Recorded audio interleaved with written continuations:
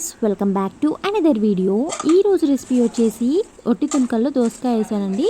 So ఈ ఒట్టి తునకలు అంటే చాలామందికి తెలిసి ఉండదు. ఇది డ్రై మటన్ అనమాట. దీని ప్రాసెస్ నేను ఇంకో వీడియోలో చెప్తాను సపరేట్గా.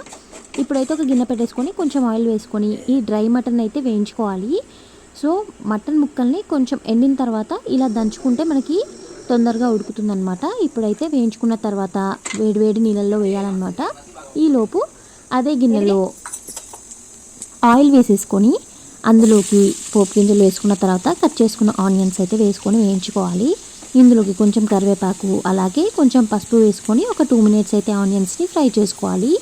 ఆనియన్స్ మంచిగా ఫ్రై అయిన తర్వాత 1 టేబుల్ స్పూన్ అల్లం వెల్లుల్లి పేస్ట్ వేసుకొని పచ్చివాసన పోయేంత వరకు వేయించుకోవాలి. ఇప్పుడు మనము నీళ్ళలో నానేసుకున్న మటన్ అయితే ఇందులో వేసుకొని ఒక 5 మినిట్స్ సిమ్లో పెట్టి ఉడికించాలన్నమాట.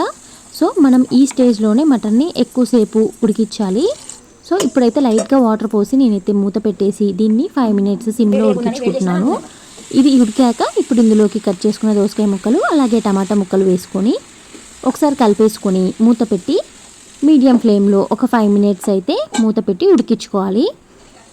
5 మినిట్స్ తర్వాత చూసారు కదా, ముక్కలు అయితే ఆల్మోస్ట్ ఉడికిపోయాయి. ఈ స్టేజ్లో మనము రుచికి సరిపడా కారం అలాగే ఉప్పు వేసుకొని కలిపేసుకొని కొన్ని వాటర్ అయితే యాడ్ చేసుకొని మూత పెట్టేసుకొని ఇంకో 5 మినిట్స్ అయితే ఉడికించుకోవాలి.